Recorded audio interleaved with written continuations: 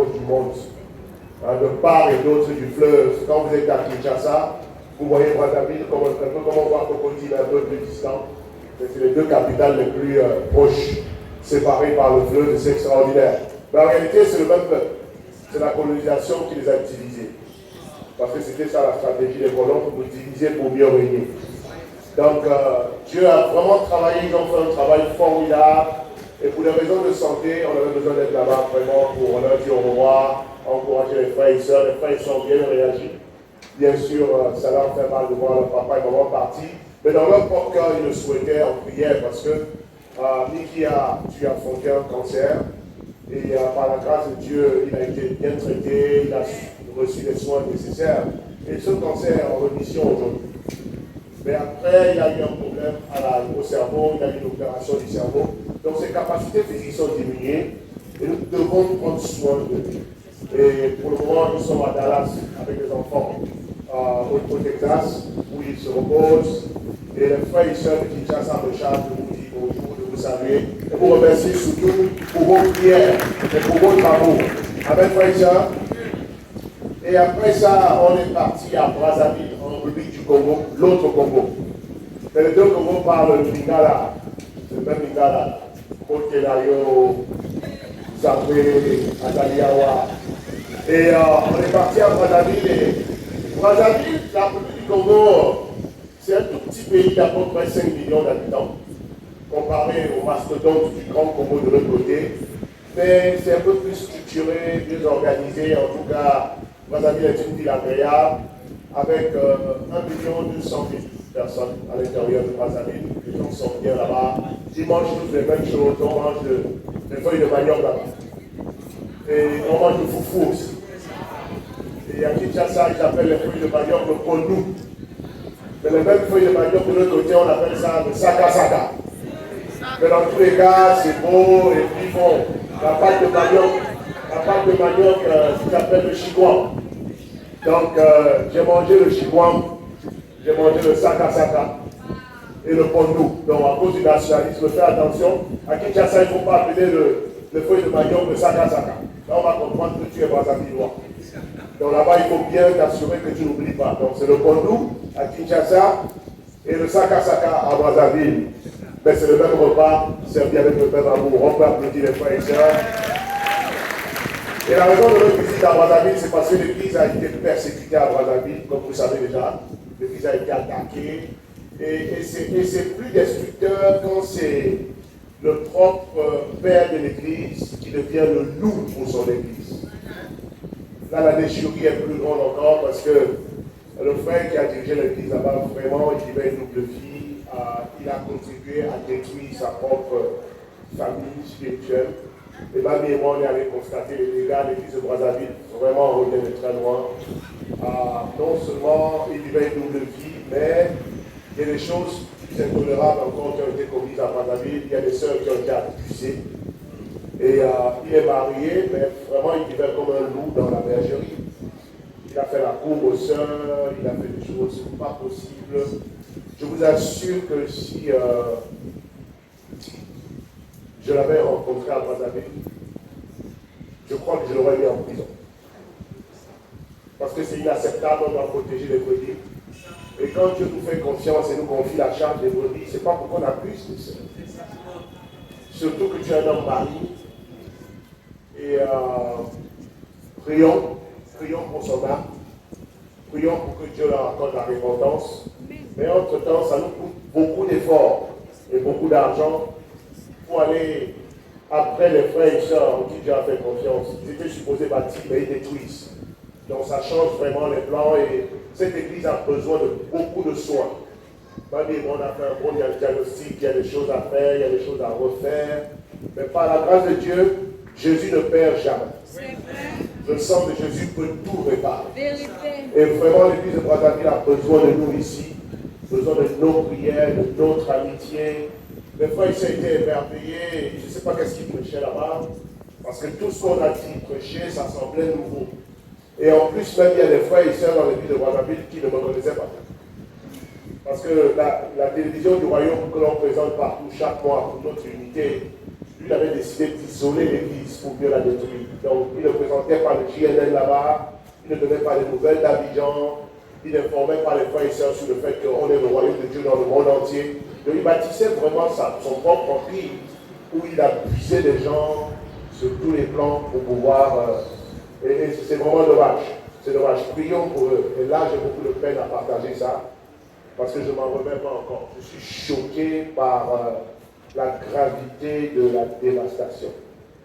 Mais Jésus a un plan glorieux. Comme on l'a laissé, Jésus va reparer. Donc on va devoir se préparer un jour pour envoyer une équipe missionnaire supplémentaire, envoyer des frères. Et même je suis en train de prier que la collecte spéciale d'aujourd'hui nous aide à faire venir le dirigeant du campus là-bas qui est vraiment formidable. Rudel a besoin de venir ici pour se ressourcer, pour voir la famille, pour que vous puissiez l'encourager. Est-ce que le campus est chaud pour ça? Il s'appelle Rudel, le dirigeant du campus, il a un témoignage extraordinaire. Et celui qui était supposé être son dirigeant en partant, après tous les dégâts qu'il a fait, lui a offert de l'argent pour qu'il le suive. Que suis-moi, ta vie va changer, suis-moi, tu ne manqueras plus. Selon lui, tu ne manqueras plus de grain de riz. Une manière de dire, si tu me suis, tu vas bien manger. Et Rudel, malgré sa condition difficile et modeste, a regardé droit dans les yeux et lui a dit, je ne pensais pas que c'était ça le travail que Dieu t'a confié en tant que père spirituel. Moi, ça ne m'intéresse pas. Je ne suis pas venu à Christ pour 2 grains de riz. Christ a déjà payé le prix pour mon âme, je ne peux pas partir avec toi. Donc vraiment, c'est un vaillant héros, on doit applaudir Rudel pour ses conditions. On n'achète pas la croix. On n'achète pas la croix. On dit Amen. Donc par la grâce de Dieu, on revient et le miracle, un des miracles de Brazzaville, c'est que Mamie et moi, c'est nous qui avons implanté l'église de Brazzaville pour la première fois en 1997. On était jeunes missionnaires. C'était notre première mission à l'étranger. On était tout jeunes, tout naïfs. Et c'est à Brazzaville qu'on a implanté notre première église. On est parti d'ici avec une équipe de 14 disciples. Et c'était une aventure incroyable, la mission. Est-ce que vous aimez la mission, frères et sœurs? On est arrivé dans la ville, on ne connaissait personne. Et on avait juste assez d'argent pour louer un appartement de 3 chambres. 3 chambres dans lequel l'appartement devait loger 14 personnes. Donc on a prié et puis on a donné une chambre aux sœurs, une chambre aux frères et puis papi et mamie. À l'époque on n'était pas papi et mamie, on était jeunes dirigeants, on avait l'afro encore comme ça. Et on avait notre chambre et puis je ne savais même pas que mamie était enceinte de notre première fille. C'est à Brazzaville qu'on a découvert qu'elle était enceinte et on avait une seule toilette pour les 14 personnes. Et il y avait des coupures d'eau tout le temps. Et tous les matins, il fallait faire un planning pour qui allait aller aux toilettes. Il fallait se réveiller tôt pour être parmi les premiers. Donc on devait se réveiller à 4 heures, et puis à 4 heures, quand tu te réveilles, il y a déjà un rang qui va d'abord utiliser les toilettes où il n'y a même pas d'eau. Mais malgré ça, on n'avait pas de lit, on devait se coucher par terre, on a pu avoir, c'est ma belle-mère qui m'a acheté mon matelas. Et malgré tout ça, on n'a pas oublié pourquoi on est parti à Brazzaville. En 6 mois, on était déjà 80 disciples à Brazzaville. Et en 1 an, l'église de Brazzaville avait atteint 120 membres. Et la guerre est venue frapper, comme Satan fait toujours les choses parfois. Mais Dieu a permis aussi, et puis les disciples se sont dispersés. Et une autre église a commencé à Pointe-Noire. Donc on est retourné dans la ville, c'était avec beaucoup d'émotion. On regardait les quartiers, le nom des villes, on dit c'est ici qu'on est allé voir le docteur, quand j'étais enceinte, c'est là, on pleure. Les disciples nous regardent comme ça, ils ne comprennent pas. Donc Brazzaville, c'est la ville de notre cœur, et vraiment, on met en prière de pouvoir y aller pour passer beaucoup plus de temps, passer peut-être quelques semaines, 3 semaines, ou 1 mois, ou 2 mois. Ils en ont besoin, mais avec vous, nous allons nous assurer que les frères et sœurs de Brazzaville accomplissent le plan de Dieu là-bas. Frères et sœurs, ce matin, on est de retour, merci pour vos prières. Donc les frères et sœurs de Brazzaville vous saluent. On a pu récupérer à peu près une trentaine de disciples. Ça veut dire qu'ils sont présents, il y en a qui sont en voyage, il y en a qui sont faibles, mais il y a une trentaine qui sont présents. Et c'est la base que Dieu va utiliser pour bâtir une grande église à Brazzaville. Amen, frères et sœurs. Donc mettez ça dans votre prière, s'il vous plaît. Brazzaville a besoin de nous. Ce matin, le titre de mon message, c'est, comme vous le savez déjà, les secrets de la bénédiction. Aujourd'hui, c'est le jour où nous avons donné rendez-vous à Dieu pour lui manifester notre reconnaissance. Et c'est justement à cause des missions que nous sommes ici. Car comme Marie l'a si bien dit, Matthieu 28, verset 18 à 20 est la raison de notre existence. Quand on devient disciple. On devient disciple pour obéir à Christ, on devient disciple pour aller dans les nations, on devient disciple pour bénir le monde avec l'évangile. Car être disciple fait de toi la lumière du monde. Dis, je suis la lumière du monde. Je suis la lumière du monde. Être disciple ne fait pas de toi seulement la lumière de ta vie ou la lumière de ta famille. Qu'importe d'où tu viens, qu'importe où tu vivais avant. Quand Christ met la main sur toi, les petites choses finissent dans ta vie parce que maintenant il te met sur la sellette pour que tu éclaires le monde. Et à ce que je sache, il y a plus de 290 nations dans le monde. Et quand Jésus dit allez auprès des hommes de toutes les nations, il veut bien dire toutes les nations. Voilà pourquoi le royaume de Dieu est organisé sur la terre pour que dans chaque recoin du monde, il y ait un plan d'évangélisation de cette partie du monde. Nous avons 12 secteurs géographiques et l'Afrique fait partie du secteur géographique appelé Africanus. Et notre responsabilité dans notre secteur du monde, c'est d'évangéliser toute l'Afrique et tout l'Est des États-Unis. Donc, on a vraiment une équipe mise en place. Patricia et moi, nous sommes les dirigeants de l'Afrique francophone, mais nous avons des dirigeants au-dessus de nous qui supervisent tout Africanus à partir de Washington DC. Andrew et Patrick Smelly. Andrew était ici lors de l'année dernière pour la SEMA. Vous vous souvenez d'Andrew? Vous pouvez la prêcher avec puissance. Donc, nous allons faire le travail par la grâce de Dieu. L'Afrique francophone sera évangélisée. Est-ce que les disciples d'Abidjan sont chauds pour ça? Et en cours de route, il y aura des obstacles, il y aura des attaques, il y aura des flèches du diable. Satan est préparé dès sa chute à s'opposer à Dieu. Mais même ces oppositions sont inscrites dans le plan de Dieu pour donner la victoire au peuple de Dieu. On va applaudir le Seigneur puissamment ce matin. Les secrets de la bénédiction. Pour être béni, tu dois être dans le projet de Dieu. Dis, je veux être dans le projet de Dieu. Dieu ne travaille pas pour ceux qui travaillent contre lui. Qui est d'accord avec ça? On ne peut pas travailler contre Dieu. On ne peut pas être opposant de Dieu et espérer que Dieu travaille pour nous. C'est une contradiction, ça ne marche pas. Donc, si ce qui tient à cœur à Dieu ne te tient pas à cœur, tu deviens un opposant de Dieu. Mais si tu soumets ta vie à Christ et que tu deviens un instrument pour accomplir son plan, alors tu es qualifié pour entendre ce message ce matin, parce que les bénédictions de l'Éternel sont pour ta vie, et tu vas être une source de bénédiction pour ceux qui ne connaissent pas le Seigneur. Car frère et sœur, pourquoi Dieu nous bénirait si ce n'est pas pour nous utiliser pour bénir les autres? Pourquoi Dieu donnerait son fils Jésus à mourir sur la croix si ce n'est pas pour sauver une multitude? Dieu ne fait rien pour un individu juste pour que ça reste chez toi. Ce n'est pas le plan de Dieu. C'est les religieux qui prêchent ça. Mais quand Dieu te sauve, c'est d'abord pour faire de toi un instrument de salut. Tout le monde dit instrument de salut. On n'est pas sauvé seulement pour soi. On n'est pas sauvé seulement pour bénéficier de la grâce de Dieu. On n'est pas sauvé seulement pour être béni et s'asseoir et construire sa vie et regarder le monde aller en enfer. Ça, c'est pas biblique. Si c'est comme ça que tu as compris la Bible, tu es dans l'erreur, tu n'es pas disciple de Jésus, tu n'es pas sauvé. Car Dieu sauve pour t'utiliser. Dieu sauve pour faire de toi un ouvrier dans la moisson. Et d'ailleurs, une des choses qui fait le plus mal à Christ, c'est dans Matthieu chapitre 9. On y va, Matthieu chapitre 9. Dis Matthieu chapitre 9. Ne va pas dans Genèse, dis Matthieu. Quand tu ne connais pas la Bible, dès qu'on dit Matthieu, tu fais le ventilateur avec ta vie. Et puis tu dis, je suis chrétien depuis 20 ans. Mais quand on te dit, où est Matthieu? Tu dis, c'est vers le livre de Zacharie. Non, c'est trop loin de Zacharie, c'est même pas proche. Matthieu 9. Qu'est-ce qui fait le plus mal à Jésus quand il regarde le monde? Tout le monde y est?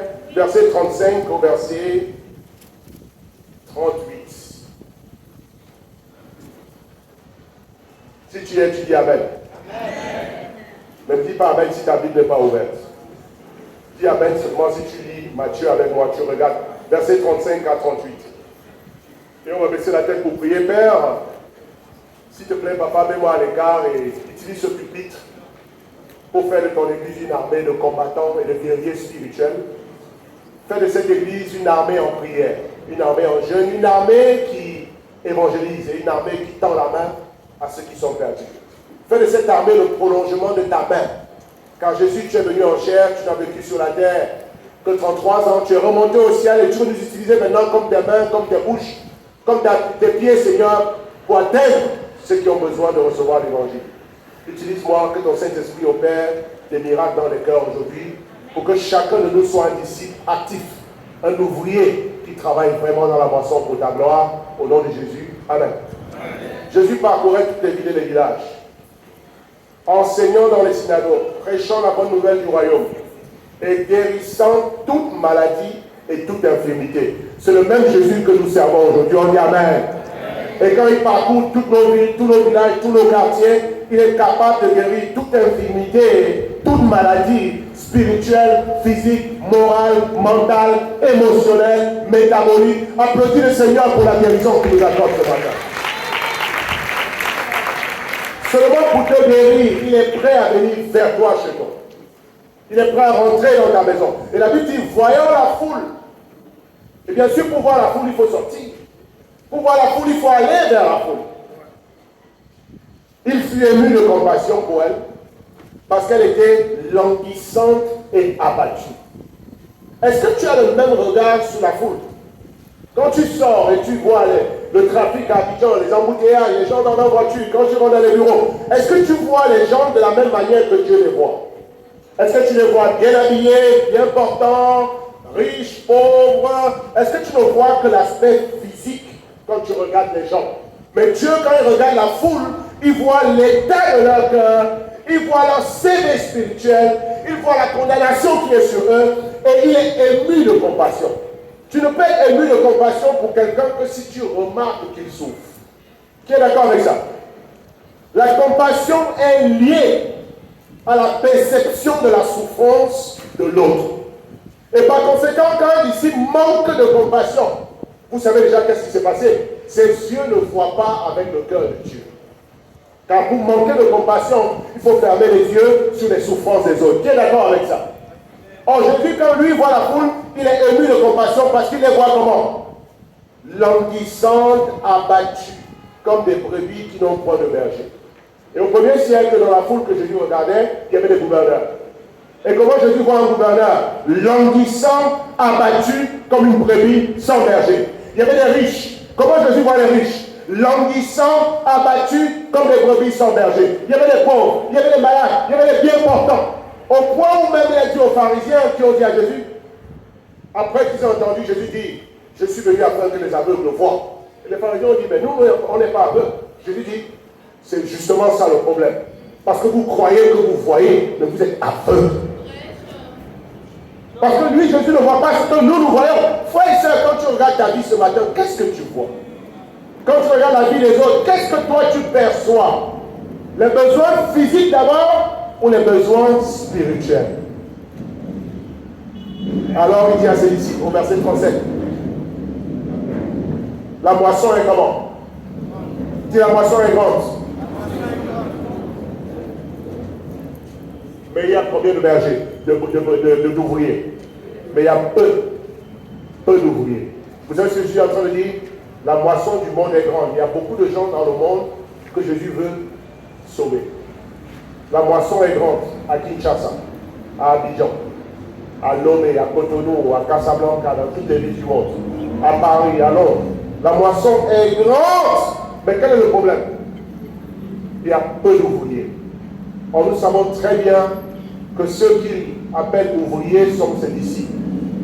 Donc, il n'y a pas beaucoup de disciples dans le monde. Il y a très peu d'ouvriers pour une grande moisson. Regarde ton quartier. Il y a combien de disciples dans ton quartier? Il y a combien de disciples dans ta ville? Il y a combien de disciples dans ton école? La moisson est grande partout. Le problème, ce n'est pas la moisson.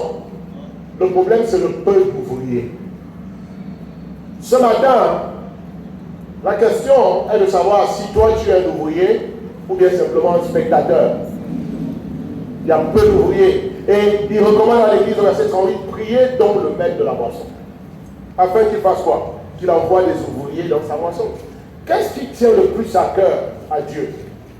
quand tu regardes la condition d'un humain sur la terre, qu'est-ce qui lui tient le plus à cœur? Le salut de ton âme. Avant ce que tu manges, avant où tu dors, avant quelle école tu fais, même si ces choses sont importantes, ces choses sont temporaires. Parce qu'à quoi sert-il à un homme de gagner le monde entier s'il perd son...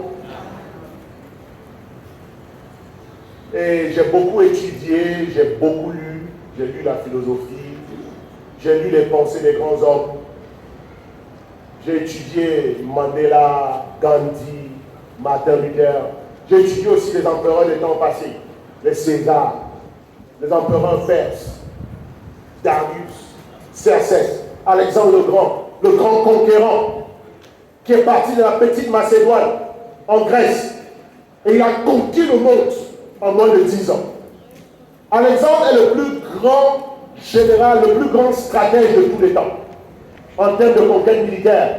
Et en moins de 35 ans, Alexandre est mort à 33 ans, comme Jésus à peu près, il avait conquis carrément une grande partie du monde habité. De la petite Macédoine, il est arrivé jusqu'aux Indes.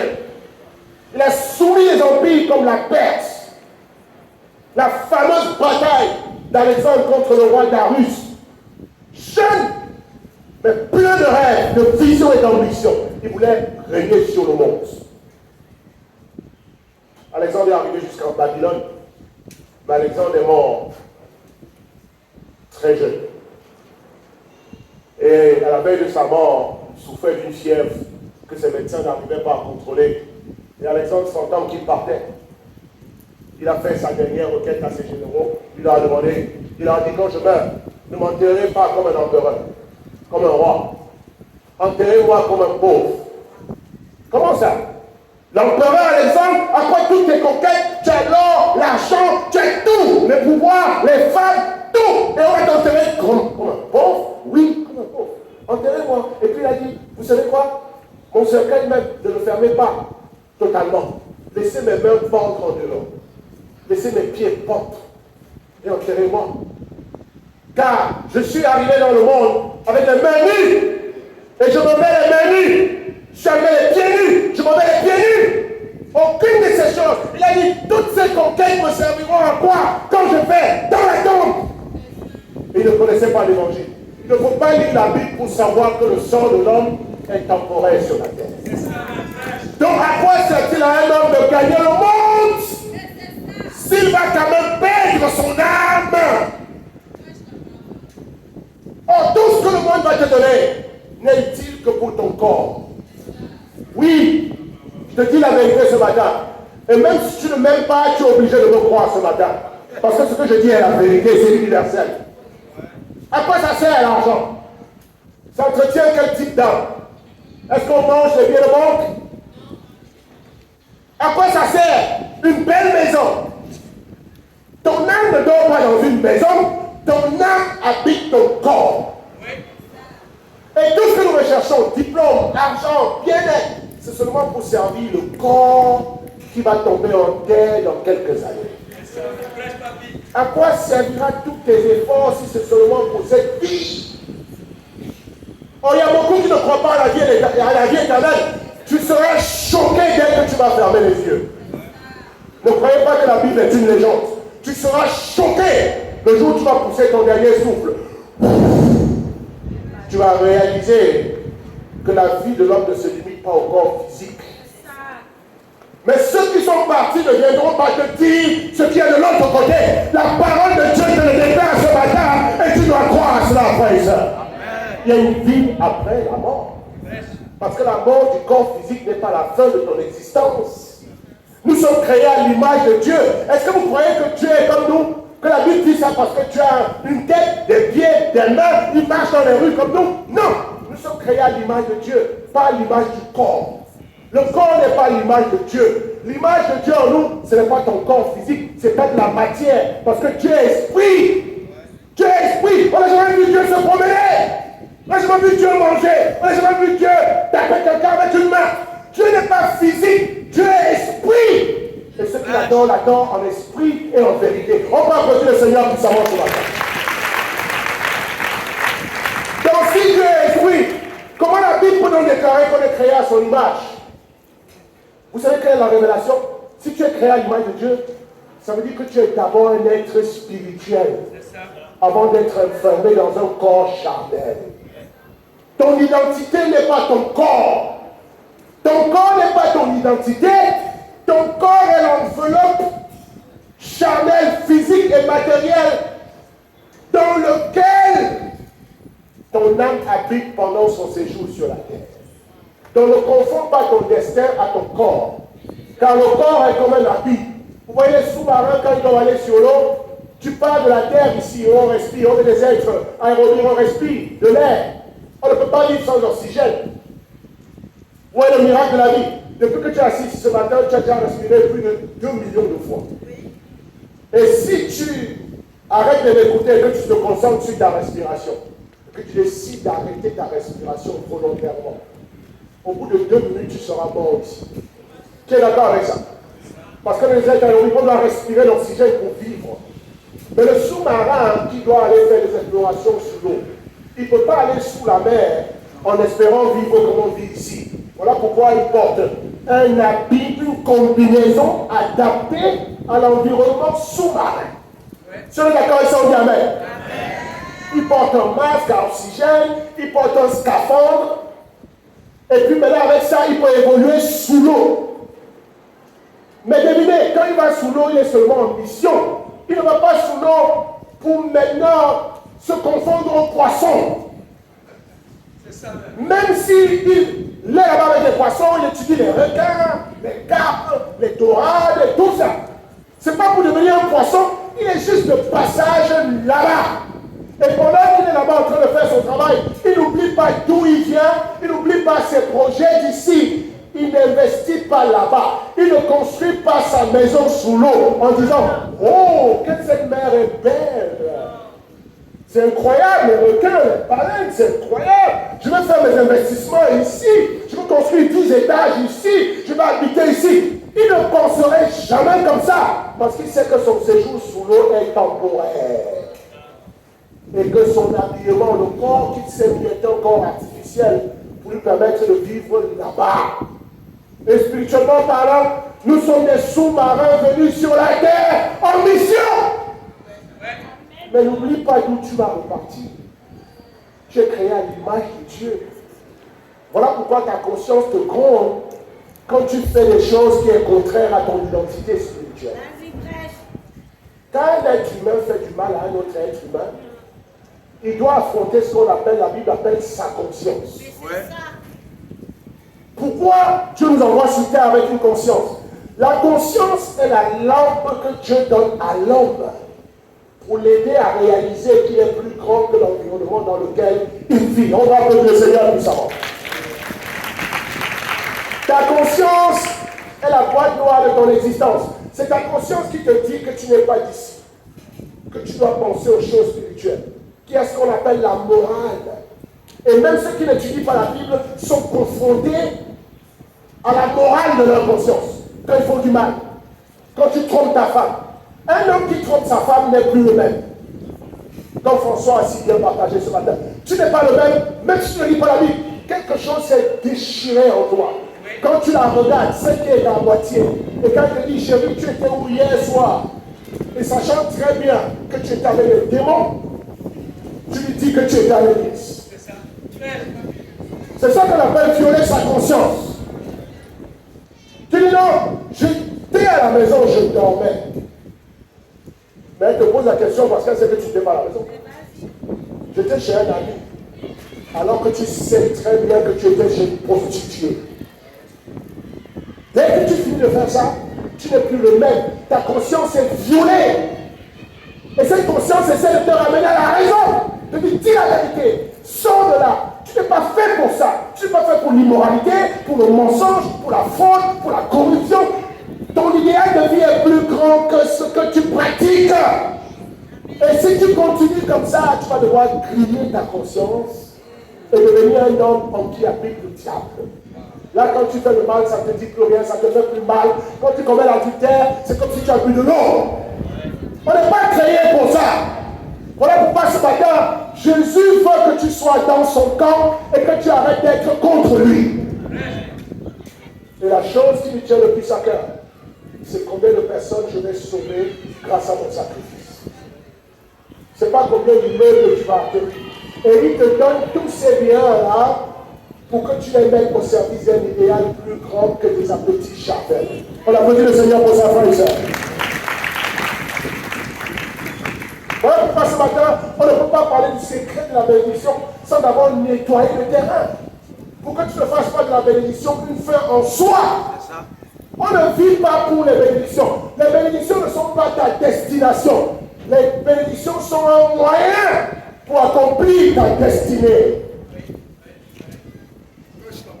Donc ce matin,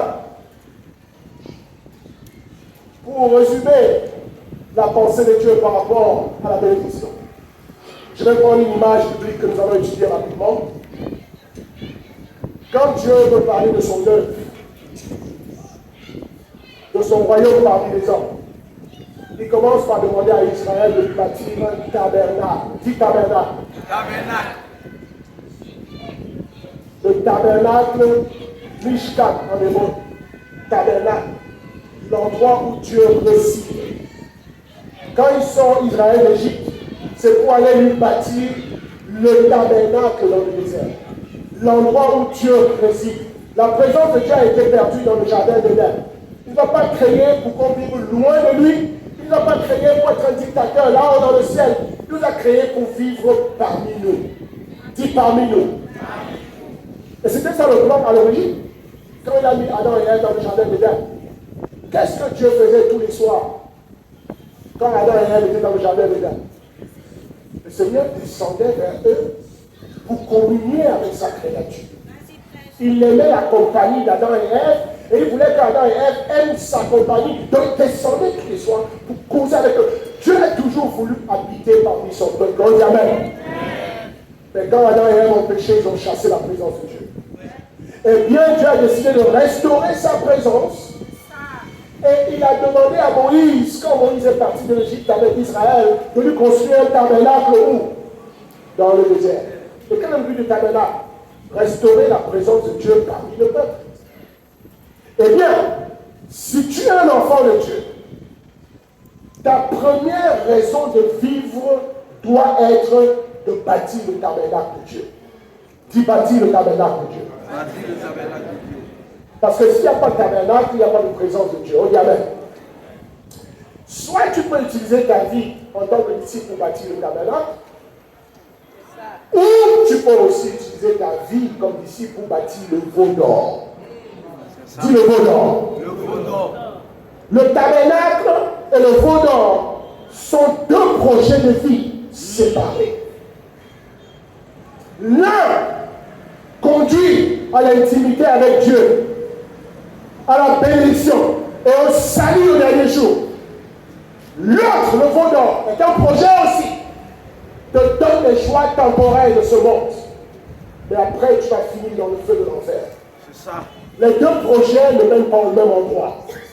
Soit tu vis pour construire le tabernacle, soit tu vis pour construire le veau d'or. Dis veau d'or. Vous voyez ce nouveau. Mais il est en or. Mais tout ce qui brille ne vient pas de Dieu.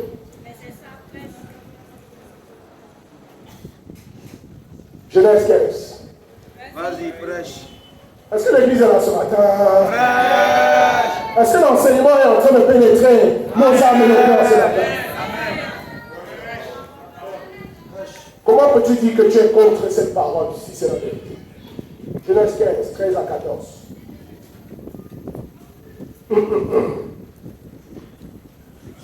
Comme ici, là, si tu n'as pas loué, là, si ta voix est bonne, tu n'as pas chanter. La mienne est en train de partir déjà. On applaudit la chorale ce matin pour la louange. Et l'Éternel dit à Abraham, sache que tes descendants seront étrangers dans un pays qui ne sera point, ils y seront asservis et on les opprimera pendant 400 ans. Vous savez très bien de quoi il parle. Israël va naître en Égypte. Dans l'oppression et l'esclavage. Mais il dit au verset 14, je jugerai la nation et laquelle ils seront asservis, et ils sortiront ensuite avec de grandes richesses. Dis grandes richesses. C'est la partie qui nous intéresse, n'est-ce pas?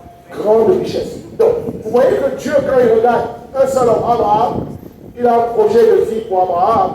Et à travers un homme, une semence, Dieu voit une grande nation qui va se produire à travers un seul être humain. Et puis Dieu voit même déjà l'historique de la nation, comment tout va se passer.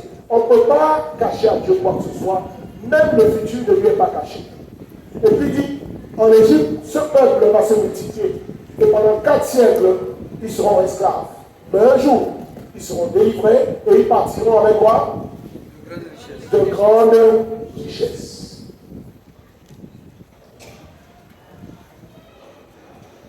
Et bien sûr, après cela, la parole de Dieu s'est réalisée. Car Jérémie 1, verset 12 dit que la parole de Dieu, merci, Dieu veille sur sa parole pour l'exécuter. Ça veut dire que Dieu, dès que la parole sort de la bouche de Dieu, rien ne peut arrêter la parole. Et tout ce que Dieu a dit dans sa parole va se réaliser. Si tu es d'accord avec ça, tu dis Amen. Il n'y a aucune force dans l'univers capable d'intercepter la parole de Dieu et de lui faire changer de direction pour faire autre chose. Si Dieu dit ta descendance ira en exil, c'est ce qui va se passer. Ouais. Tout ce qu'il dit s'accomplit. C'est ça. Et pour que Dieu te bénisse, tu dois t'assurer que ta vie soit en alignement avec sa parole. Parce que si ta vie se met en travers de la parole, ta vie sera bousillée par la parole. Car ta petite vie ne peut pas empêcher le plan de Dieu de s'accomplir. Dieu n'a pas besoin de ton aide et de mon aide pour accomplir sa parole. Dieu fait ce qu'il dit. Et il a tous les pouvoirs pour l'exécuter. Le diable et tous les démons sont incapables d'empêcher la promesse de Dieu de se réaliser. Si tu es d'accord, dis Amen. Et les disciples trouvent la sécurité dans la fiabilité et dans la fidélité de la parole de Dieu. Quand les disciples disent si tu n'aimes pas la parole de Dieu, comment peux-tu ne pas aimer la parole qui a tracé ton destin? Quand tu es assis ici, tu ne sais pas combien d'enfants tu vas avoir, combien de petits-enfants tu vas avoir, où tu seras demain. Tu penses que ton travail est stable. D'ici quelques jours, peut-être tu vas le perdre. Et après, tu vas trouver un nouveau. Et là où tu pensais aller avec ta vie ne sera pas la direction de ta vie. Parce que ta vie n'ira pas comme tu veux. Ta vie ira comme la parole le décrit. Et par conséquent, tu dois être l'ami de la parole. Amen. Tu dois aimer la parole. Parce que ton destin est dans la parole. Il parle à Abraham. Au moment où il parle à Abraham, Abraham n'a pas d'enfant. Oui. Est-ce que vous voyez ça, frères et sœurs? Il est seul. Il est marié à Sarai. Et il a plus de 75 ans. Il est stérile. Vous pensez que la parole de Dieu est intimidée par nos limites? Vous pensez que la parole de Dieu est intimidée par nos faiblesses? Vous pensez que la parole de Dieu est intimidée par nos obstacles? Il est stérile. Et Dieu dit à un homme stérile, hé toi là, ta descendance. Comment peut-on parler à quelqu'un qui est stérile d'une descendance? Est-ce que ce n'est pas une contradiction sur le plan humain? Quand on est stérile, on n'a pas de descendance. Mais pour Dieu, les ténèbres, les obstacles, la maladie, les circonstances ne sont que de la pacotille. Seule sa parole est la vraie réalité qui gouverne l'univers. Vous pensez que le soleil se lève comme ça? Le soleil se lève parce que Dieu a prononcé sur le soleil son sort. Le soleil brille tous les jours parce que Dieu a décidé que le soleil va briller. Et la terre tourne autour du soleil. Et ce mouvement de rotation n'est pas anodin. Ça ne vient pas d'une force externe à Dieu, Dieu contrôle le mouvement des astres et des planètes par sa parole puissante. Et c'est ta petite fille que la parole de Dieu ne peut pas gouverner. Même le soleil obéit à la parole de Dieu. Et même moi, à Brazzaville, quand on s'est réveillé, on avait le privilège de dormir dans un quartier où il y avait la nature. On entendait les oiseaux se lever tous les matins. Et un jour, il m'a fait la remarque. Chérie, as-tu remarqué qu'ici, même il y a des oiseaux qui se réveillent à 4 heures? Et puis, ils chantent à 4 heures. Puis je dis, chérie, la Bible a déjà dit dans le psaume, tout ce qui respire, loue l'Éternel. Tu sais ce que les oiseaux là font à 4 heures? Ils sont en train de louer l'Éternel. Pendant qu'il y a des humains qui dorment. Vous pensez que Dieu a besoin de vous pour être exalté? Si vous vous taisez, même les cailloux vont le louer. C'est ça. Prêche. Il dit à Abraham, tu auras une descendance. Dis, j'aurai une descendance. Ce n'est pas les circonstances qui décident ça. Ce n'est pas la condition économique en Côte d'Ivoire qui décide ça.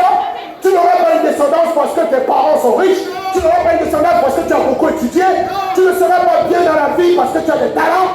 Tu seras bien dans la vie parce que tu es dans le plan de Dieu pour ta vie.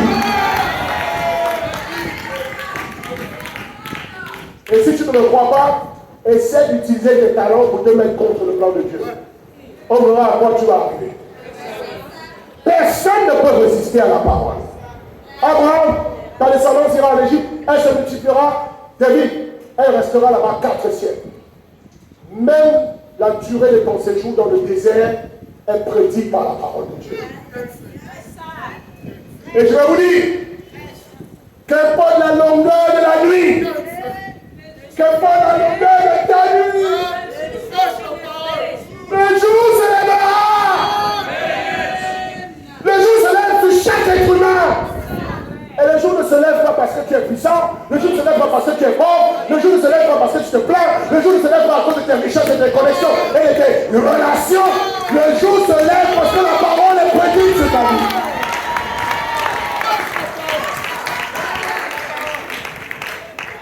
Arrêtez de vénérer vos problèmes. Peuple incrédule et adultère. Pourquoi tes problèmes peuvent changer la contenance de ton visage? Pourquoi traînes-tu ta tête comme si tu vas au funérailles, quand tu vas à l'église? Pourquoi agis-tu comme s'il n'y a pas de Dieu, comme si Dieu était un menteur?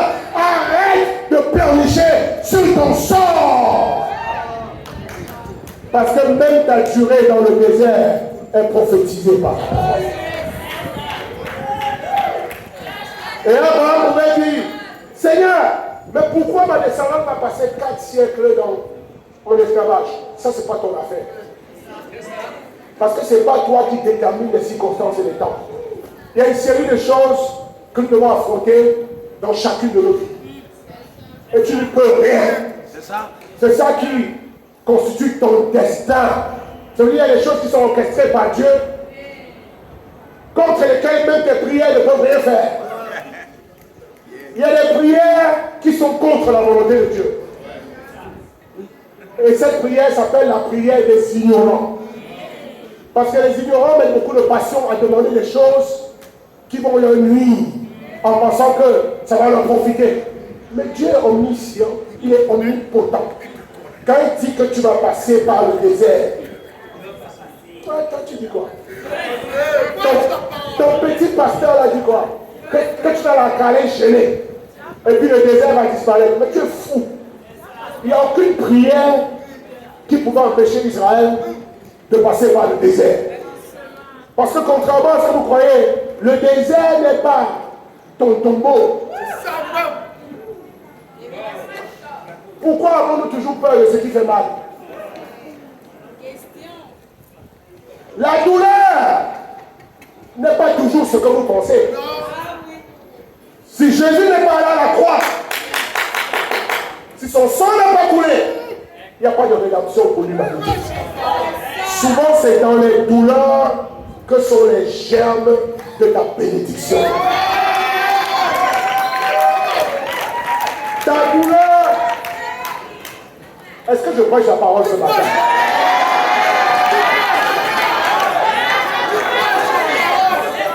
Je te donne une nouvelle définition de la douleur qui fait que ton ton visage est toujours serré comme un masque baoulé.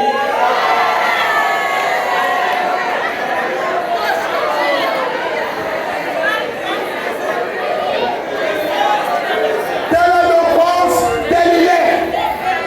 Quand tu vois la douleur comme la preuve de l'infidélité de Dieu, quand tu vois la douleur comme quelque chose que tu ne méritais pas, comme une erreur de casting, comme une erreur de parcours. Pourquoi Dieu m'a fait ça? Pourquoi ça fait mal? Pourquoi ça fait mal? À 20 ans, tu es déjà comme une maman de 90 ans. Mais tu n'as même pas encore vécu. Déjà, tu es courbé parce que tu appelles les souffrances. Quand la souffrance là, c'est quoi? Je n'ai pas mangé bracali. C'est des souffrances. Mais cette douleur que tu laisses t'éloigner de Dieu est en réalité la matière première de la bénédiction que tu demandes dans la prière. Car quand tu demandes à Dieu la joie, Dieu t'envoie l'épreuve. Quand tu demandes à Dieu la foi, Dieu t'envoie des problèmes. Quand tu demandes à Dieu un mari, est-ce que tu sais ce que tu demandes? Il t'envoie un bon célibat.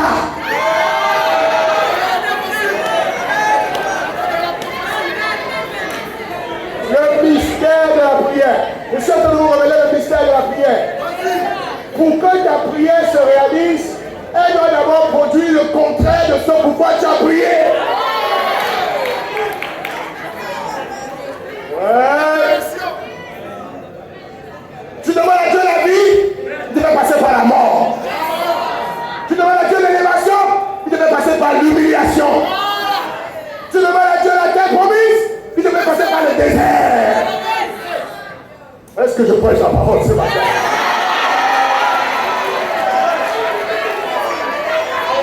C'est ça le mystère de la prière. Dieu t'envoie d'abord dans la direction opposée que tu as demandé. Et cette direction opposée n'est pas faite pour te nuire. Les pensées de Dieu ne sont pas nos pensées. Certains d'entre nous, nous voulons juger Dieu avec notre petit crâne. On dit pourquoi il n'a pas fait ça comme ça? Toi, tu sais comment on doit faire les choses? Toi, tu veux dire à Dieu comment il doit diriger ta vie. Combien d'années tu dois rester célibataire? Combien d'enfants tu dois avoir? Certains d'entre nous, on appelle ça prière. Moi, j'appelle ça arrogance. Dieu, écoute-moi bien. Voici ce que je veux. Toi, tu sais ce que tu veux. Si Dieu te donnait tout ce que tu avais demandé, est-ce que toi-même, tu n'es pas prêt à venir faire témoignage ici que Dieu est bon parce qu'il ne t'a pas donné tout ce que tu demandais? La question n'est pas de savoir si Dieu va te donner. La question de savoir, c'est est-ce que tu es prêt pour ça? Demander un avion sans savoir piloter, c'est de la folie. Tu vas quand même un avion si tu ne sais pas piloter? Demander un mari ou une femme, alors que tu ne peux même pas partager ton petit foutou. Tu es tellement égoïste. Égoïste avec ton temps à l'église. Égoïste avec ta joie. Tu es égoïste, tout c'est pour toi. Tu caches tout. Tu dis de Dieu, donne-moi un mari. Non, tu n'as pas fini de prier. Dis, donne-moi un mari à qui je vais tout cacher. Et donc, on va voir comment Dieu va exaucer cette prière.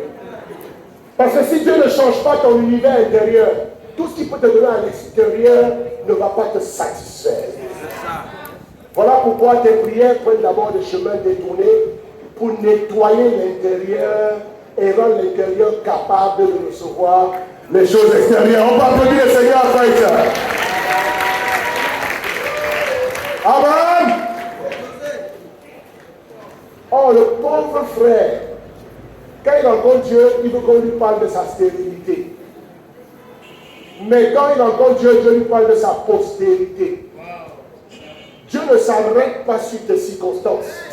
Parce que même tes circonstances sont voulues par lui pour te préparer à ta destinée. Et cette descendance a été captive en Égypte pendant 4 siècles.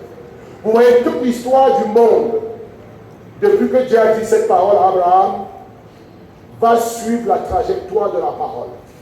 C'est-à-dire, les circonstances vont s'organiser pour aider la parole de Dieu à aller dans le sens que Dieu dit. C'est comme ça que Dieu travaille. Et finalement, le stérile enfant. Pourquoi? Parce que Dieu a dit ça, que c'est ce qui va se passer. Donc ne sois pas étonné quand Dieu exauce tes prières. Certains vous êtes étonnés. Quand vous priez pendant longtemps et puis Dieu exauce, vous dites, il a fait ça. Et oui, à ton avis, certains vous êtes surpris même par vos prières, les résultats de vos prières. Dites, j'ai prié pour avoir une amie spéciale. Et puis un jour, à l'église, une sœur a dit, je t'aime. Hey, tu es surpris par ça. Les prières sont faites pour être répondues. Le miracle de Dieu n'impressionne pas Dieu. Le miracle de Dieu impressionne les incrédules. Est-ce que vous voyez Jésus en train de marcher sur l'eau et d'être impressionné? Ouh, moi Jésus, je marche sur l'eau. Incrédule, même Jésus, il est étonné par ses propres miracles. Quand il dit Lazare sort du tombeau, puis Lazare se réveille, il dit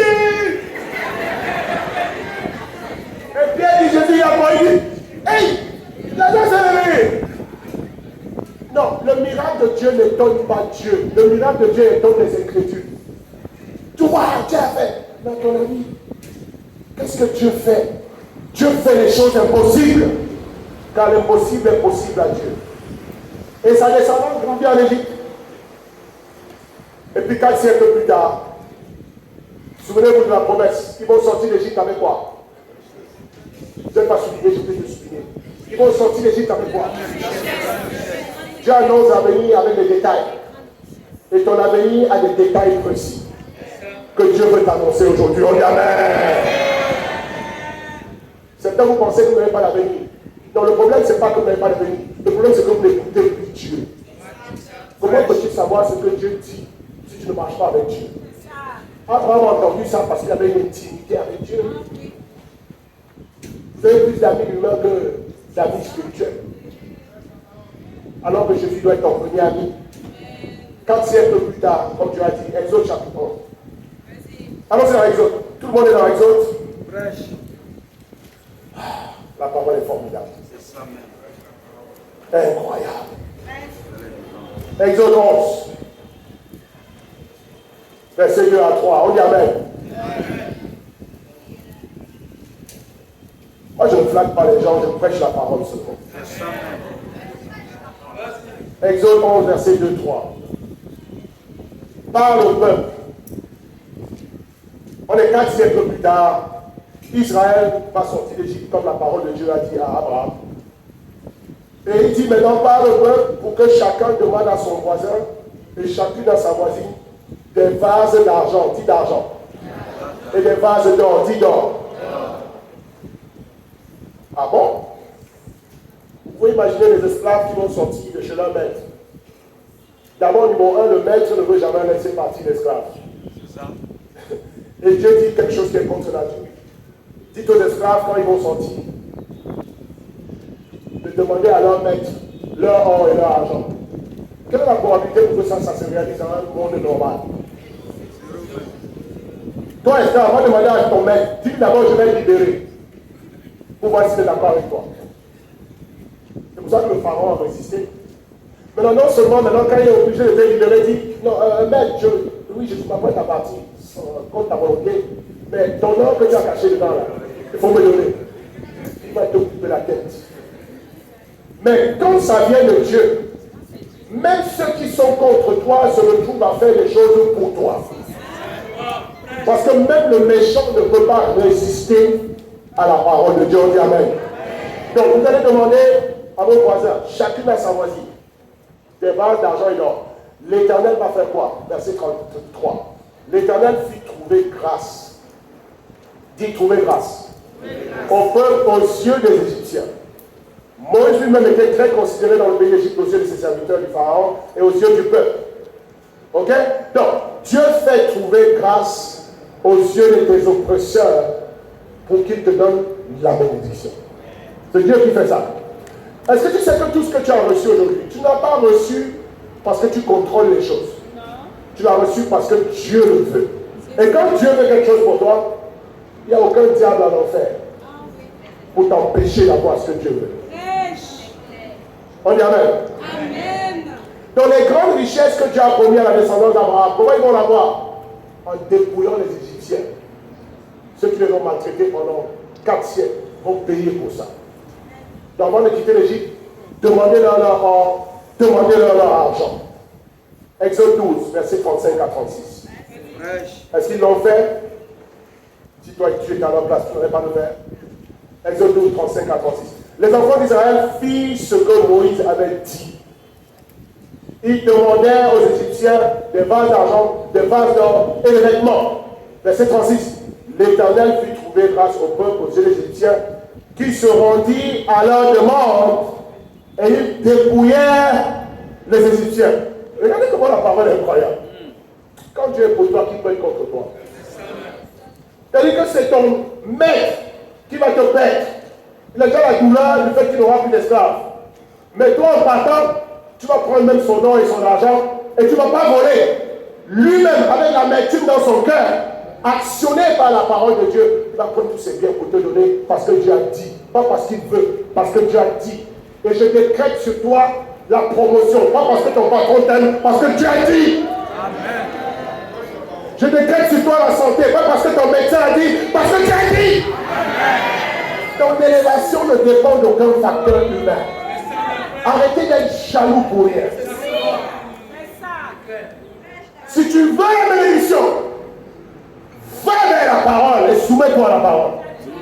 Mais ne regarde pas la bénédiction de l'autre. Et dis pourquoi pas moi? Si tu marches dans la direction contraire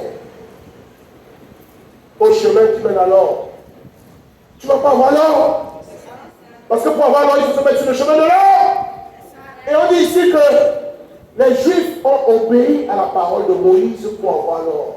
Or, la parole de Moïse, c'est simplement la parole de l'Éternel qui a dit, vous allez sortir avec des grandes richesses, promesses, et puis méthodologie de la promesse. Vous allez demander vous-même à vos voisins et à vos voisines. Ça veut dire que si tu étais israélite ce jour-là, et que tu as seulement dit, oh, Dieu a fait la promesse que je vais avoir l'or, et tu as pris ta grosse tête pour sortir de l'Égypte sans rien demander, tu allais arriver dans le désert sans or et sans argent. Pas parce que Dieu n'a pas promis, mais parce que tu n'as pas obéi aux conditions de la promesse. Et avec Dieu, on n'obtient pas la bénédiction en ne faisant rien. Simplement parce que Dieu a promis, ça ne va pas arriver. Il y a des conditions, il y a ta participation. Tu dois ouvrir ta bouche. On leur a dit, parle à la voisine. Vous qui ne m'avez pas évangélisé là, vous n'allez pas avoir de bénédiction.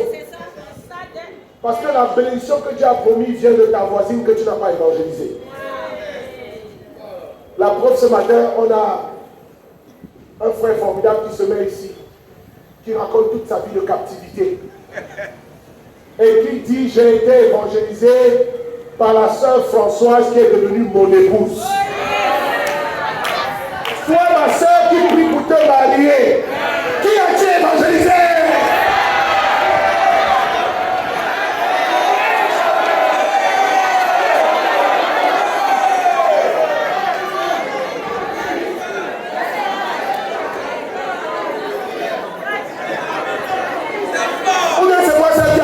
Ce matin. Dieu dit parle à ta voisine. Tu ne sais pas si c'est ta voisine là qui va devenir la femme de ta destinée. Tu es assis ici à l'église. Le temps passe. Tu passes ton temps à te plaindre. Je n'ai rien. Tu fais quoi?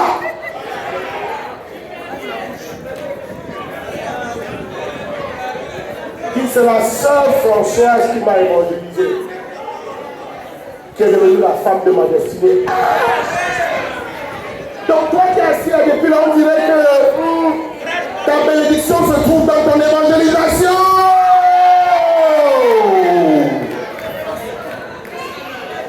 Dans l'évangélisation, il y a des femmes extraordinaires, il y a ton avenir dedans. Et puis on a dit, parle à la petite. Non seulement tu vas trouver ta femme peut-être, mais tu vas aussi avoir l'or et l'argent de la voisine. Quand tu es assis ici depuis à l'église, tu demandes à Dieu la promotion. Donne-moi, donne-moi. Il va te donner comment si tu ne parles pas. Tu demandes à Dieu des richesses et Dieu crée des opportunités. Dieu ne te donne jamais la richesse, il te donne l'opportunité de la richesse. Même quand il donne la terre promise à Israël, attendez, vous n'avez pas compris. Même une promesse de Dieu, je vous donne la terre promise. Vous pensez qu'ils sont rentrés là-bas? Et puis il appelle ça un pays découlant de lait et de miel. Dans votre avis, la terre promise, ils allaient rentrer là comme ça. Et puis dès qu'ils mettent les pieds dans la terre promise, le lait et le miel, ça coule sur eux. Quand tu demandes à Dieu une richesse, il te donne un potentiel. Quand tu demandes à Dieu une richesse, il te donne une opportunité. Parce que si tu ne travailles pas pour la promesse, tu ne sauras pas apprécier la promesse. Tout ce qui est gratuit ne s'apprécie pas. On applaudit le Seigneur pour ça. Voilà pourquoi, vous les sœurs, je vous donne un secret ce matin. Vous voyez tous les frères qui sont assis là, les gangos là. Dans leur cas, ils prient pour se marier. Et puis pour les frères, moi les sœurs qui sont assis là, elles prient pour se marier. Mais la bénédiction de Dieu a un prix attaché à ça. Donc, si tu as une sœur facile, c'est-à-dire tu montres ton désespoir en fait. Tu ne leur montres pas qu'il y a un prix attaché à ta personne, que tu as de la valeur, que tu es comme de l'or qu'on doit creuser pour aller trouver.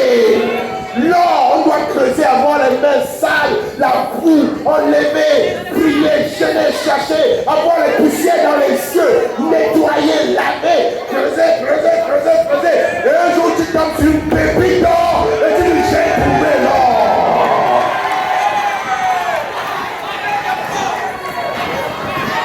Mais quand le chercheur d'or dit j'ai trouvé l'or, tu le réveilles, il est sale, il est crasseux, il est blessé, il a des éclats, et il dit j'ai trouvé l'or.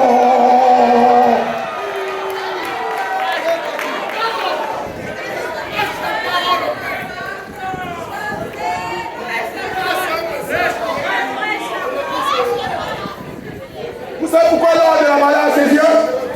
Vous savez pourquoi l'or de la malade ses yeux? À cause de ce qu'il a traversé pour trouver l'or. Mais certaines sœurs, vous êtes des sorts exposés. On n'a pas besoin de chercher pour vous trouver. On dit qu'il y a l'or à Tchassalé. Imaginez que cet or était dans les rues de Tchassalé. Que n'importe quel foyer arrive là. Non, non.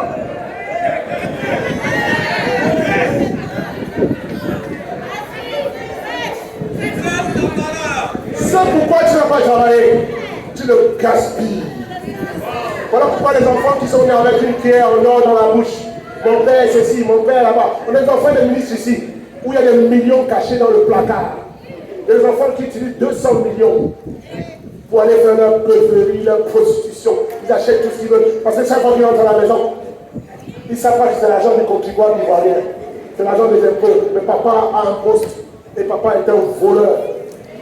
Et maintenant, les enfants, ils font du bien à ces enfants. Et ils n'ont pas de souffrance, ils dorment dans les climatiseurs, ils ne connaissent pas la chaleur, leur caractère ne s'est pas développé. Le désert qu'il fallait traverser pour connaître la valeur de l'or, ils n'ont jamais connu. Comment peut-il savoir que c'est l'or s'ils ne sont jamais passés par le désert pour aller trouver l'or? Comment toi, ma soeur, peux-tu être précieuse aux yeux de ce frère? Si tu as ramassé comme une boule de placali.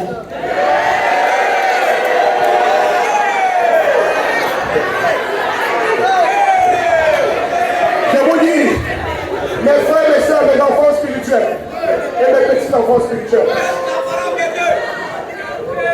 L'or, à cause de sa valeur, l'or lui-même se cache pour qu'on le trouve. Parce qu'il sait qu'il s'appelle or. Vous avez vu un or exposé? L'or se cache jusqu'à 10 km en bas. Quand tu creuses, tu vas le trouver. Je vais voir qui peut me trouver. Et je décrète aujourd'hui que chaque sœur est un or caché dans le royaume. Maintenant, est-ce qu'il y a des chercheurs d'or dans cette salle? Les Regardez-moi les chercheurs d'or qui ne vont pas en dette.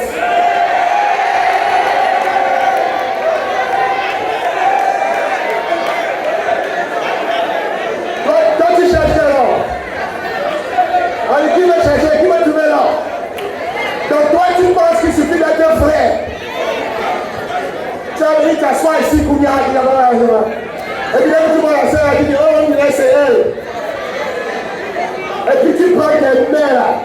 Tu dis, c'est elle.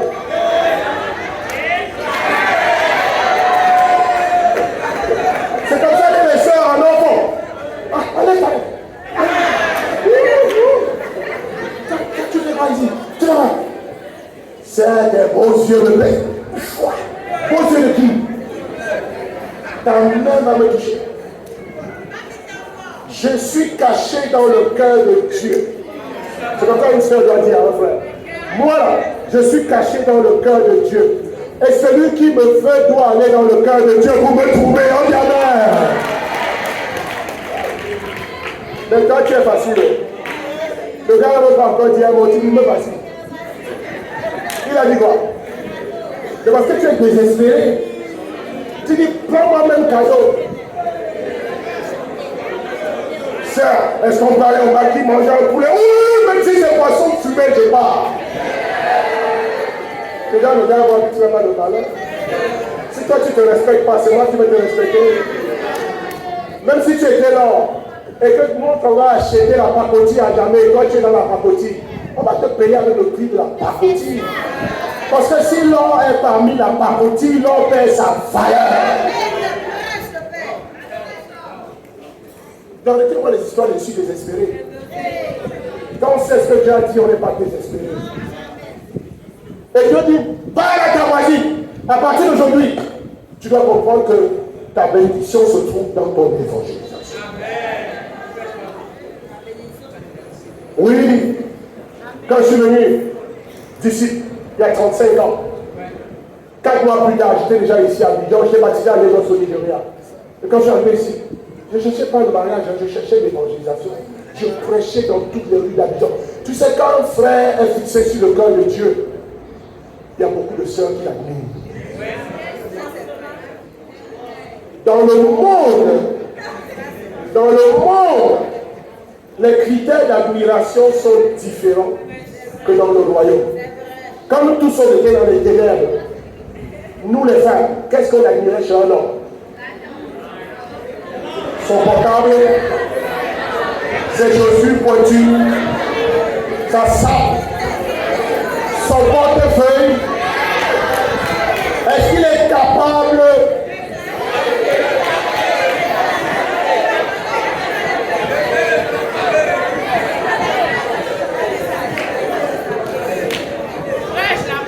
même s'il ressemble à un crapaud,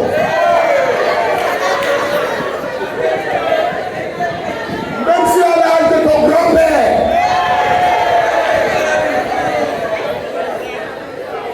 même s'il a un ventre d'une femme enceinte de 14 mois, ou bien c'était pas dans le monde, ou bien c'était pas dans le monde.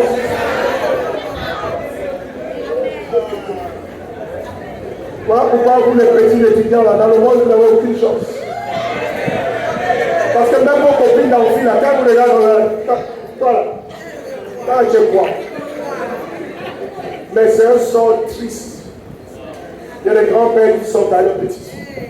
Parce que le monde, c'est l'argent. Or, quand vous venez dans le royaume, l'ordre des valeurs s'est renversé.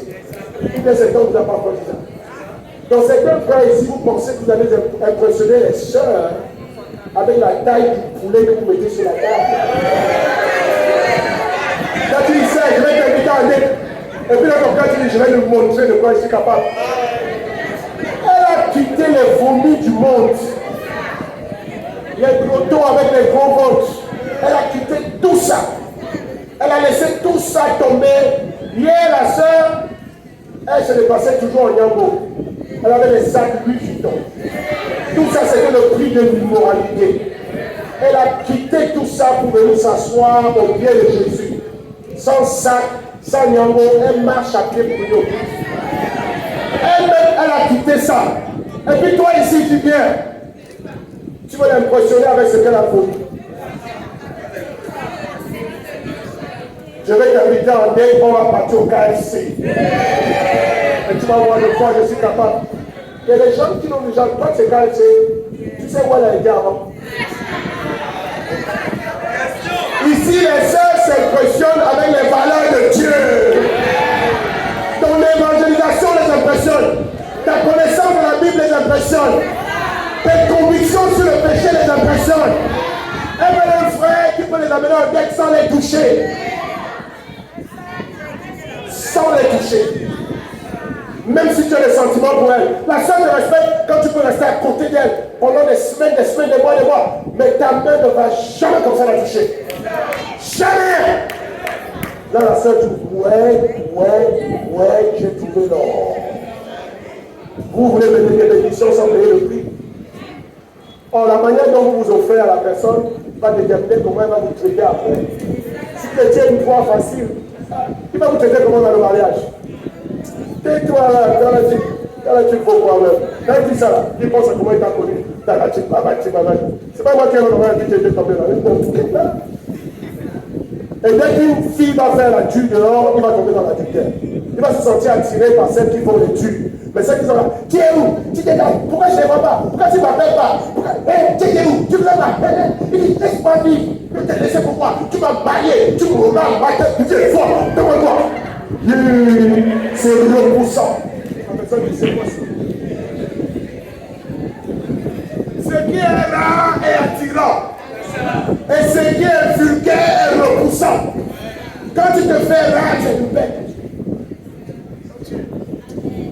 Ça, c'est un autre sujet. J'espère que j'ai parlé au célibataire ce matin.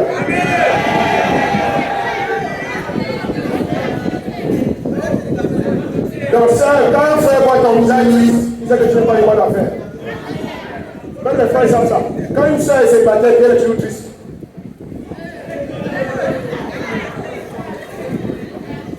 Puis que le gars l'occupe dans la communion fraternelle. Bonjour soeur. Bonjour. Puis que le gars dans la louange. Tu veux pourquoi j'aime le louer? Pourquoi j'aime les mains? Pour le magnifier. Et puis il a dit seul célibataire. Dans la joie qu'il y a ici, toi tu trouves le moyen de garder l'eau de solitude et de douleur. C'est bon.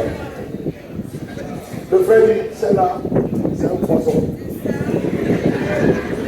Elle attend que moi je mette un sourire sur son visage.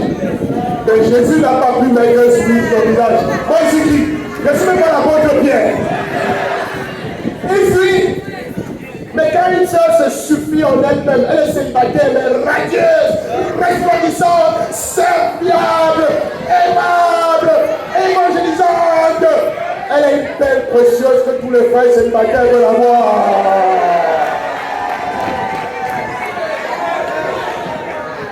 Dis demande à ton voisin. Dis demande à ton voisin. Dis demande à ton voisin. C'est ce qu'on a dit à Israël. Demande l'or, demande l'argent, ouvre la bouche parce que ton miracle se trouve dans ton partage et dans ton impact spirituel. Donc frères et sœurs, il reçoit l'or et l'argent. Mesdames, regardez, quand Dieu libère, Dieu pouvoir. Si Dieu brise des chaînes, c'est parce qu'il a en vue de grandes choses pour elle. Dis quand Dieu libère, il pourvoit. Parce qu'il n'oublie jamais ses promesses. Le peuple hébreu n'a rien volé. Ils sont partis avec des offrandes volontaires de leurs oppresseurs. La faveur divine ouvre même le cœur de tes ennemis. Ton patron peut ne pas t'aimer, mais tu t'en fiches, parce que ton Père céleste t'aime. C'est tout ce dont tu as besoin. Mais question, cette richesse miraculeuse que Israël a reçue en partant de l'Égypte, c'est pourquoi? C'est pour ça que je vous ai parlé de deux projets. Pourquoi Dieu leur donne l'or, l'argent des Égyptiens à un peuple qui s'en va dans le désert?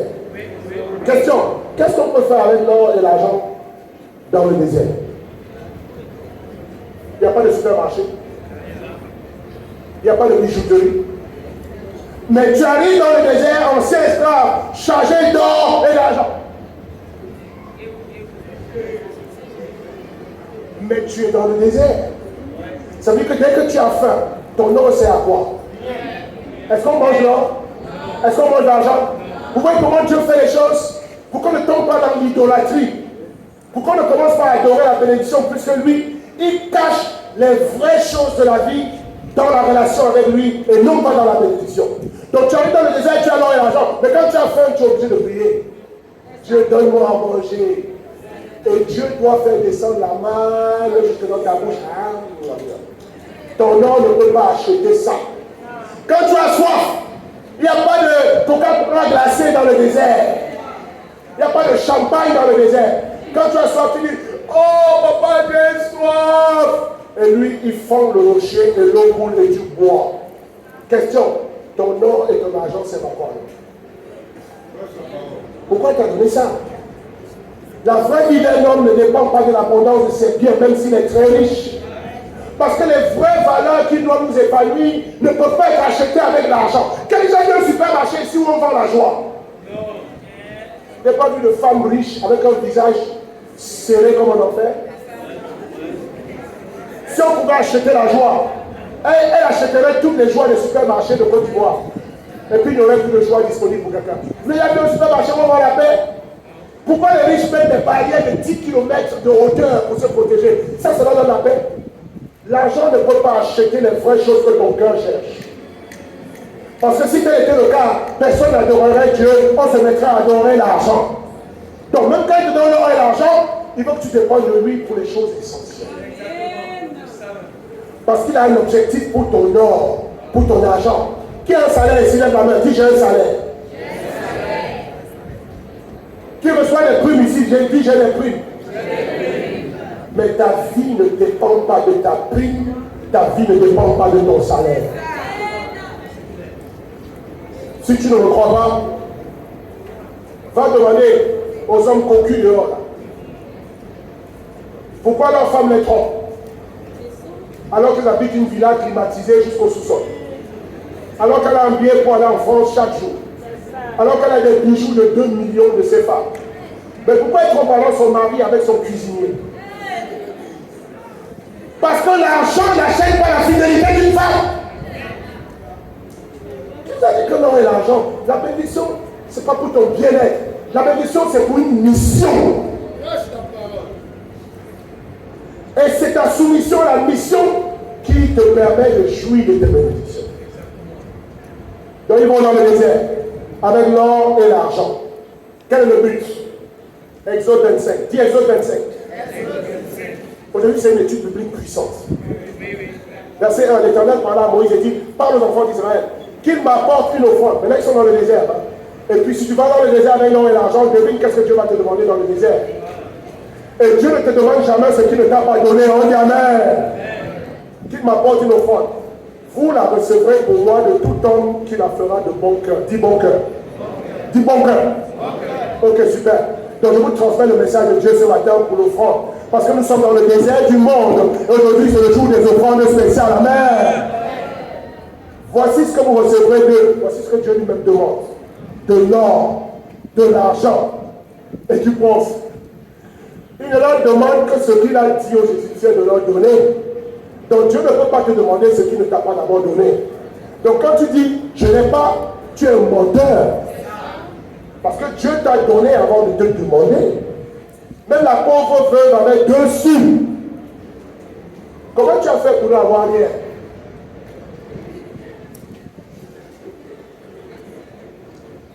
Dieu veut des offrandes d'or, d'argent et des reins. Verset 4. Des étoffes teintées de bleu, pourpre, cramoisi, du fin lin, du poil de chèvre, des peaux de bélier teintes en rouge et des peaux de dauphin, du bois d'acacia. Vous savez, Dieu ne demande pas n'importe quoi. Il demande ce qui a de la valeur. Mais pourquoi il leur demande ça? Ils me feront un sanctuaire. Ils me feront un tabernacle et j'habiterai au milieu d'eux. On applaudit le Seigneur. Donc pourquoi Dieu leur donne la bénédiction quand ils sortent du désert?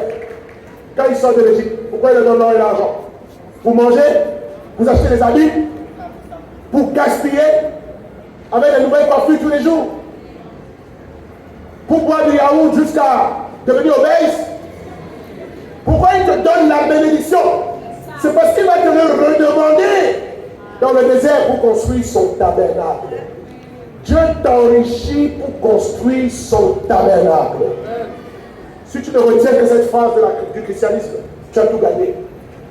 Tout ce que Dieu te donne, c'est d'abord pour construire son tabernacle. Parce que ce qu'il te donne ne peut pas répondre à tous les besoins de ta vie. Qui est d'accord avec ça? Ce que Dieu te donne ne peut pas répondre à tous les besoins de ta vie. Or, qui est les riches misérables dans cette ville? Il y a dans cette ville des gens qui peuvent manger 14 fois par jour. Mais ils sont maigres comme les clous. Parce que la richesse, là, souvent, Dieu attache à ça des fardeaux que tu ne crois pas. Quand tu deviens idolâtre, Dieu te donne des problèmes de santé qu'aucun médecin de Côte d'Ivoire ne peut traiter. Vous n'avez jamais remarqué ça? Vous n'avez pas remarqué que certains riches ont des maladies que le pauvre ne peut pas avoir? Ou bien vous n'avez pas remarqué ça? Le riche, il a des maladies là. Même les scientifiques disent qu'on ne connaît pas. Oh, le gars est là, ça le roule sa chair. Il donne un climatiseur, il donne l'argent comme ça aux filles. Il a 2e bureau, 3e bureau, 4e bureau, 5e bureau, des amandes de partout. Il ne mange jamais la même nourriture 2 fois, il ne porte jamais le même costume 2 fois. Son champagne est acheté en Italie chaque semaine. Mais il a une maladie là. Quand il va à l'hôpital, on met les scanners au Maroc, en Turquie, il va en Inde, au Brésil, on met tous les microscopes, on regarde, on va rien. Mais pourtant ça te ronge. Il y a des riches, leurs médicaments coûtent 1 million par jour. Si Dieu te donnait à toi cette maladie où un médicament coûte 1 million par jour, depuis quand tu as déjà vu 1 million? Il y a les maladies des riches, il y a les maladies des pauvres. Et quand tu es pauvre, et que tu n'arrives pas à manger, ton gars est 2 fois par jour, Dieu te regarde et dit, ah, je ne peux pas le toucher avec ça. Il ne peut pas gérer ça. Dieu te donne le palu.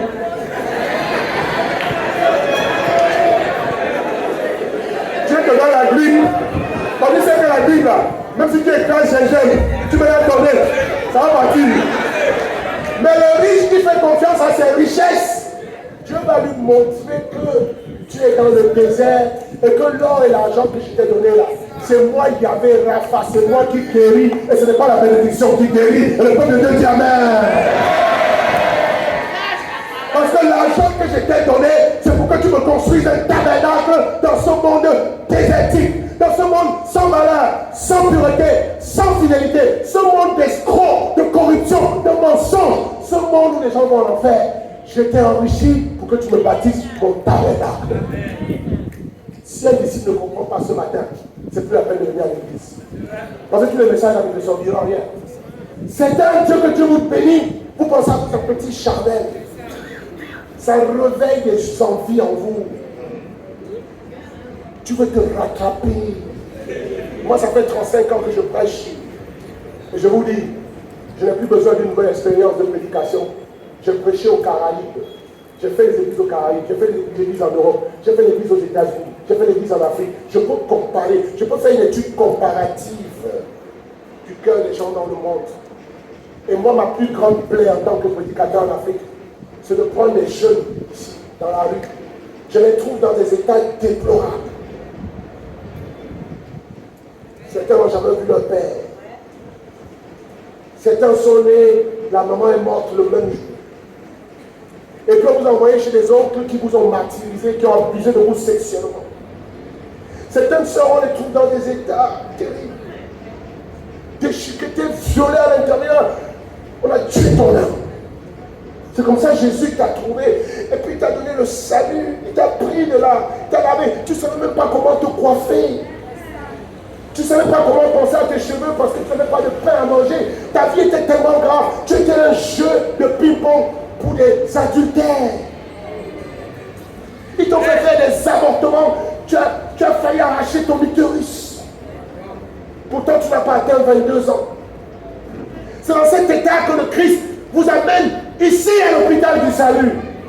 Et puis, maintenant, il vous lave, il vous apprend à vous comporter. Certains, vous ne savez même pas comment mettre le ronge pour ne pas avoir d'odeur. Mais qui allait t'apprendre ça? Qui allait t'apprendre ça? La vie t'a fatigué. Tu étais dans un désert. Si Jésus n'était pas venu dans ta vie, tu serais mort. Certains vous devenus qui avaient tellement d'amertume que le soleil ne pouvait plus briller dans votre vie.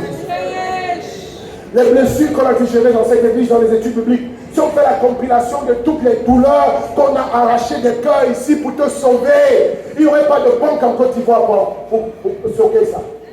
Et puis Jésus te change, et puis petit à petit ton visage brille. Maintenant tu as appris à t'habiller, tu as appris à te laver, tu as appris à aller en date avec mes soeurs, tu as appris à parler. Maintenant tu ne savais pas parler. C'est derrière notre micro ici que tu as appris à ouvrir ta bouche.